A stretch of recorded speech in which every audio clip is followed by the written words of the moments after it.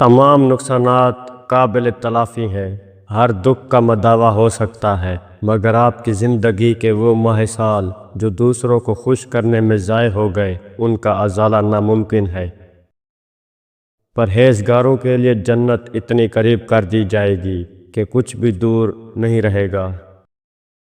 جو کچھ تمہارے دلوں میں ہے اسے تمہارا رب بخوبی جانتا ہے۔ جو اللہ کو وکیل بنا لیتے ہیں وہ مقدمے جیت جایا کرتے ہیں۔ رب تعالیٰ کی عطا کے لیے قابلیت ضروری نہیں، جب عطا ہے تو قابلیت خود بخود پیدا ہو جاتی ہے۔ جب آپ ننگے پاؤں ہوں اور خدا آپ کو جوتوں سے نوازے تو اپنی چال تبدیل نہ کریں۔ ان رشتہ داروں سے دور رہیں جو آپ کی ماں کو تکلیف دیتے ہیں۔ اپنے قیمتی دل کو عارضی لوگوں سے محفوظ رکھیں۔ مطلب بہت وزنی ہوتا ہے، جب نکل جاتا ہے رشتے بے وزن ہو جاتے ہیں۔ اپنی ذات سے آگاہی کے لیے ضروری ہے کہ ہم دوسروں کی رائے کے مطابق زندگی گزارنے کی بجائے اپنے حساب سے زندگی گزاریں۔ شاخوں سے پتوں کا گرنا محض موسم کی تبدیلی کا پیش خیمہ نہیں ہے، بلکہ یاد دلاتا ہے کہ ہر شے فانی ہے۔ امید آدھی زندگی ہے اور مایوسی آدھی موت ہے۔ بے قدرے لوگوں سے جذبات جوڑ کر سوائے بربادی کے کچھ نہیں ملتا۔ خوشگوار اور مطمئن زندگی گزارنا چاہتے ہو تو لوگوں سے نہ جیتیں، لوگوں کو جیتیں، اور لوگوں پر نہ ہنسیں، لوگوں کے ساتھ ہنسیں۔ کیسے ہو جاتے ہیں لوگ کبھی اس کے کبھی اس کے۔ دنیا میں سب سے زیادہ نفرتوں کا سامنا سچ اور حق بولنے والے کو کرنا پڑتا ہے۔ عزت پانے کے لیے عزت کرنی پڑتی ہے۔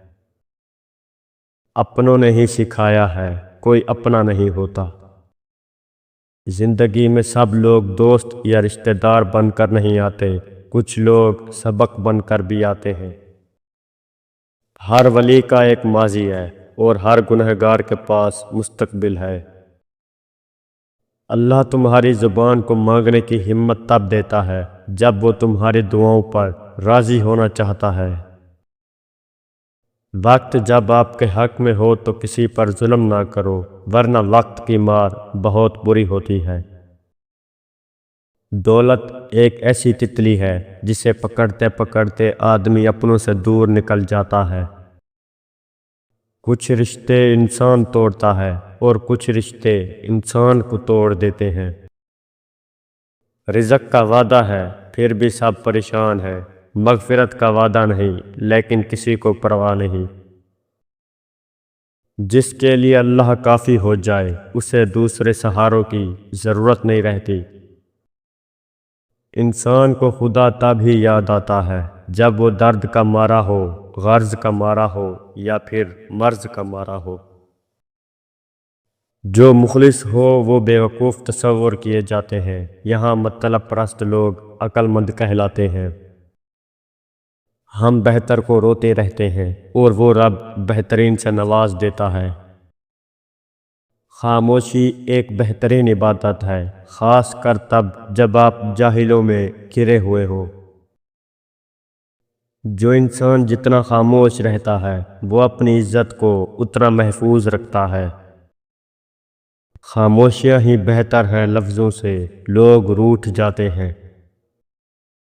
جب درد حد سے بڑھ جاتے ہیں تو انسان روتا نہیں، خاموش ہو جاتا ہے۔ جب اندر تک گہری خاموشی چھائی ہو تو باخدا خاموشی کے سوا ہر آواز تکلیف دیتی ہے۔ جنہیں آپ کو غلط ہی سمجھنا ہے وہ لوگ آپ کی خاموشی کو بھی غلط ہی مطلب دیں گے۔ ہر کوئی آپ کو نہیں سمجھے گا، یہی زندگی ہے اور حقیقت بھی۔ لوگوں کی محبت سے نکل کر دیکھیں، اللہ کی محبت میں بہت سکون ہے۔ سب سے بہترین ہجرت گناہوں سے نیکی کی طرف ہے۔